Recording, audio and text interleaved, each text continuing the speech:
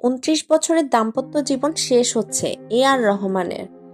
কি শোনা যাচ্ছে? হ্যাঁ ভিউয়ার্স, এ আর রহমানের সঙ্গে বিচ্ছেদ নিয়ে প্রথমবার মুখ খুললেন সায়রা। গত কয়েকদিনে নেট পাড়া উত্তাল অস্কার জয়ী সুরকার এ আর রহমান ও সায়রা বানুর বিবাহ বিচ্ছেদের ঘোষণা নিয়ে।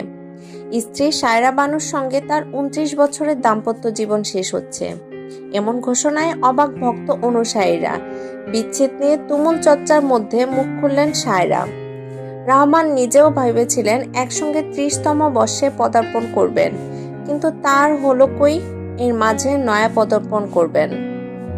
গুঞ্জন রহমানের দলের বিশিষ্ট মোহিনীকে ঘিরে, কারণ রহমানের বিবাহ বিচ্ছেদের খবর প্রকাশ্যে আসার ঘণ্টাখানেকের মাথায় তিনিও নিজের স্বামীর সঙ্গে যৌথভাবে ঘোষণা করেন তারা আলাদা হচ্ছেন।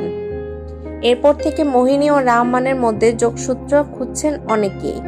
ইতিমধ্যে চেন্নাই ছেড়েছেন সায়রা বানু, মুম্বাইয়ে রয়েছেন তিনি। রহমান ও মোহিনীকে নিয়ে ক্রমাগত যে ধরনের তথ্য প্রকাশ্যে আসছে তাতে বিরক্ত পরিবার। ইতিমধ্যেই বাবার পাশে দাঁড়িয়েছেন ছেলেমেয়েরা। রহমান নিজেও এ ধরনের তথ্য মুছে ফেলার হুঁশিয়ারি দিয়েছেন, নয়তো মানহানির মামলা করবেন তিনি। এ প্রসঙ্গে ইন্ডিয়ান এক্সপ্রেসকে সায়রা বলেন, বেশ কয়েকদিন ধরেই আমি অসুস্থ, সে কারণেই চেন্নাই ছেড়ে মুম্বাই এসেছি। আমি সবকিছু থেকে বিরতি নিতে চেয়েছিলাম। আসলে সব ইউটিউবার ও সংবাদ মাধ্যম কর্মীদের অনুরোধ করছি, রহমানের নামে কোনো খারাপ কথা বলবেন না।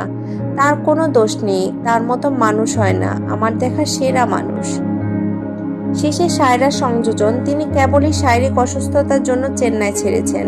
তার কথায় আমি জানতাম, আমি চেন্নাইতে না থাকলেই লোকজন ভাববে সায়রা কোথায় গেল।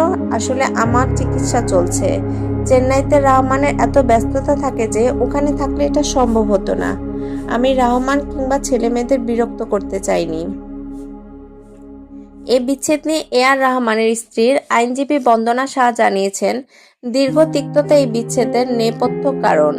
উভয় পক্ষে আপ্রাণ চেষ্টা করেছিলেন মিটিয়ে নিতে, কিন্তু তা আর সম্ভব নয়। ফলে দীর্ঘ দাম্পত্যের পর এই সিদ্ধান্ত নিতে যথেষ্ট কষ্ট হয়েছে তার। কিন্তু সায়রা অপারগ। তাদের বিচ্ছেদের পর বিপুল অঙ্কের খোরপোশ পাবেন সায়রা। এ নিয়ে ইতিমধ্যে নানা কথা শোনা যাচ্ছে বিভিন্ন মহলে। ধন্যবাদ। যদি আমার ভিডিওটি আপনাদের ভালো লেগে থাকে তাহলে অবশ্যই একটা লাইক, কমেন্ট এবং শেয়ার করে পাশে থাকবেন। আর হ্যাঁ, আমার চ্যানেলটি সাবস্ক্রাইব এবং বেল বাটনে চাপ দিতে অবশ্যই ভুলবেন না। ধন্যবাদ।